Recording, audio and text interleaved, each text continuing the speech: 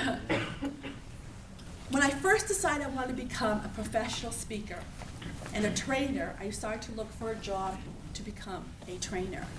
For my very first job interview for a training position, it was going to be a 6-month contract position, very first job, the whole way there, I was, please, I am a trainer, I'm an excellent trainer, I will get this job, right? I was hired on the spot. Then, there were like 14 trainers that were hired for a 6-month program, and my part was customer service communication skills. After, we had about 3 or 4 weeks to prepare before the customer service reps came in to do their training. Once they started coming through, people kept saying to me, "You're the best trainer here. You're the most dynamic trainer here. You're the best out of all 10, 14 trainers."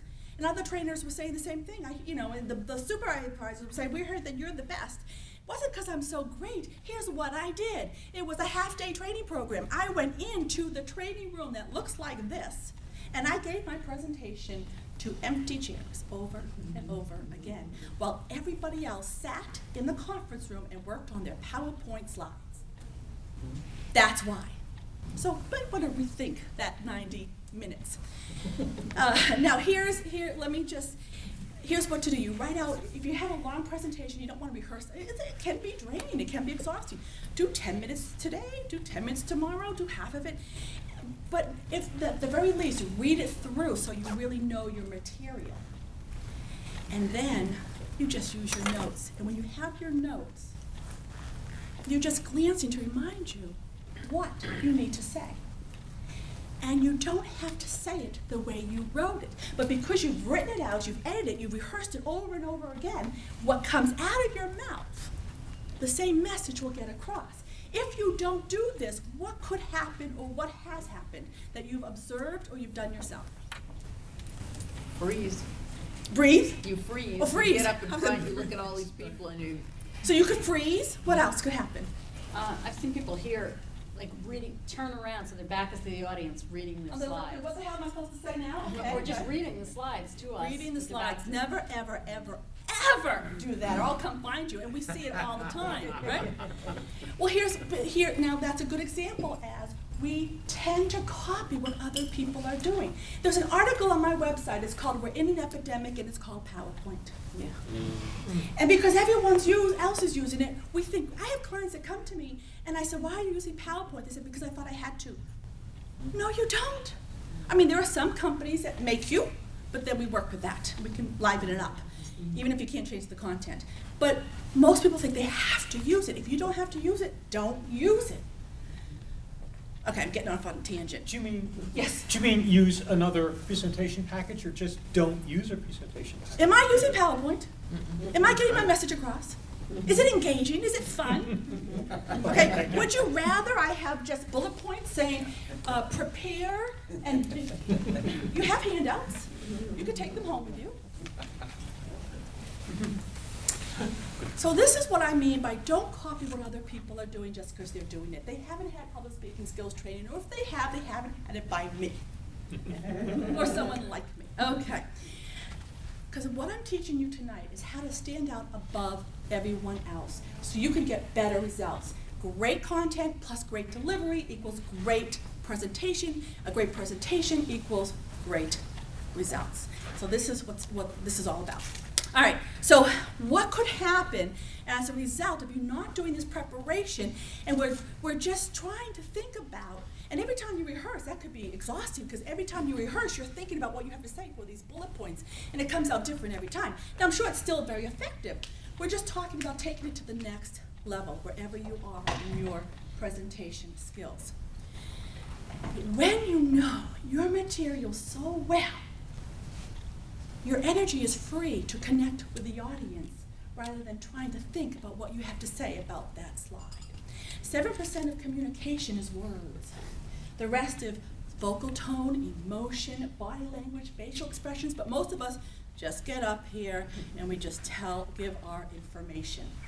Now, here's an example. I love you. I love you. I love you. 3 different messages, all the same words. PowerPoint cannot convey the message to your audience. Only you can. And you need to let your personality out. You need to let your emotion out. What do you want your audience to feel about what you're saying? You need to say, it has to sound, you have to feel, you know what I'm trying to say. It has to come out in your own emotion. For example,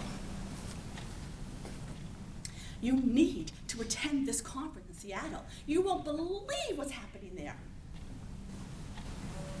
You need to attend this conference in Seattle. You won't believe what's happening there. How do you want your, I mean, this has nothing to do with you at all. It's You- the you- first you one. What you I said just- earlier. But because you definitely did bring your personality through, so it's nothing, no reflection, I just came to me because that's a subject relative to you guys. Yes? Do you mind? No, please. So at what point does your emotion get to be too intense? Like right now, I'm getting a little carried away. No, no, I'm serious. And what he asked is, at what point does your emotion get too intense? Is that what you're asking? Yeah, can it?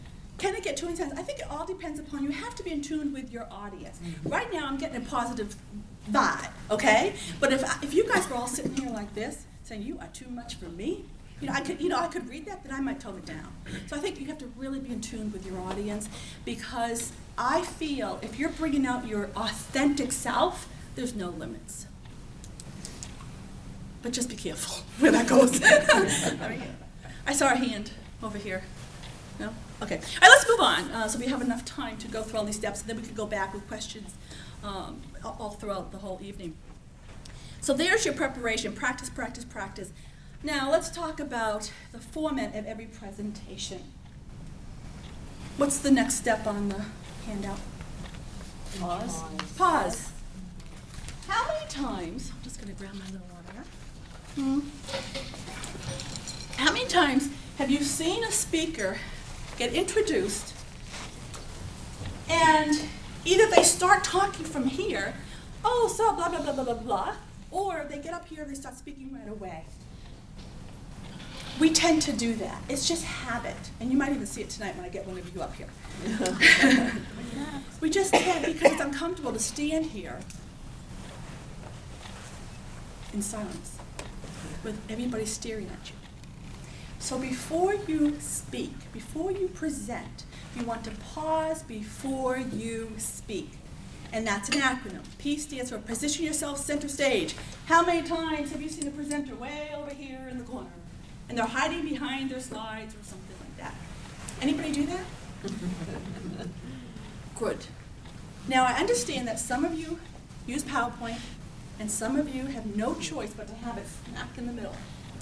So you want to be as center as possible without blocking the screen and be close to your audience. You don't want to be really far away. If I was giving my presentation up here the whole night, what could happen?